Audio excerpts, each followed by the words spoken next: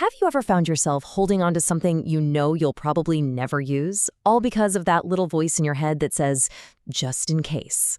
Well, today we're going to dive deep into the psychology behind that exact feeling. Okay, so you know the feeling, right? You're cleaning out a drawer and you find that old phone charger for a phone you haven't owned in 5 years. And you're about to throw it out, but then you stop. Wait, what if I need this one day? We have all been there, and it's so easy to just call it clutter or say we're messy. But there is something so much more fascinating going on inside our brains. So here's what we're going to get into. First, we're going to bust a huge myth about this whole just-in-case habit. Then we'll dive into how it's really all about fighting our anxieties about the future and the surprising mental weight behind the simple decision to throw something away. We'll even explore how all that stuff might actually be connected to our biggest dreams. And trust me, by the end, you're going to see this habit in a whole new and, frankly, more compassionate light. All right, let's get right into it. First up, we need to tackle the biggest misconception of all, the just-in-case myth, because it is definitely not what you've been told.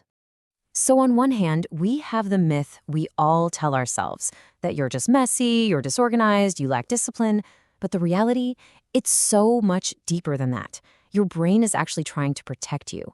It's running this powerful ancient program to shield you from the stress of an unknown future and, crucially, the pain of future regret.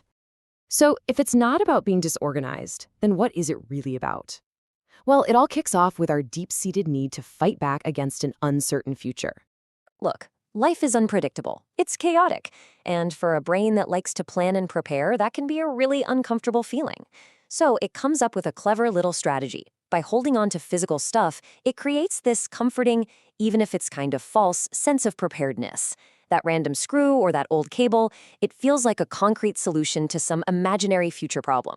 And this brings us to this incredibly powerful psychological concept called anticipatory regret. Now get this, it's not just thinking about how bad you might feel in the future. It's the very real stress and anxiety you feel right now, in this exact moment, just by imagining needing that thing after you've gotten rid of it. It's your brain trying to save your future self from that I knew it moment. And boom, there it is. This one question is the engine that drives the whole thing.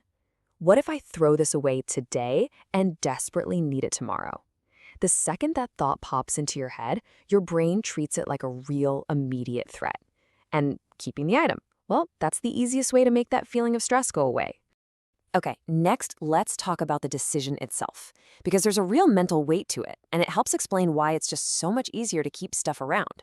See, throwing something away, that's a permanent choice. It's final. There's no going back. And for a brain that loves to keep its options open, that finality creates a ton of pressure. So what does it do? It looks for a shortcut, a little mental escape hatch.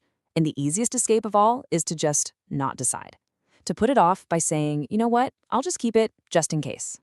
And, layered on top of all this is often something called a scarcity mindset. This is a deep down belief usually learned from past experiences that useful things are rare, they're hard to get, and you should absolutely never get rid of them. And this is what's so wild. You could be totally fine financially right now, with plenty of resources, but your brain might still be running this ancient survival software. It's a program from a time, maybe in your own life or even evolutionarily, when resources really were scarce. And in that program, the rule is simple. Saving things equals survival. Now, let's shift gears to something a little more personal, because sometimes this isn't just about survival. It's about holding on to our dreams. Think about it, that guitar gathering dust in the corner, that box of yarn for the scarf you were going to knit, that stack of books on a topic you swear you'll learn one day. That's not junk. Those are physical placeholders for the person you still hope to become. They represent your future aspirations. And that's why it can be so painful to let them go. Getting rid of that stuff doesn't just feel like cleaning up. It feels like you're admitting defeat. It feels like you are actively giving up on that version of you, on that dream. Okay, so let's pull all these ideas together. It's time to look at this whole thing from a completely new perspective.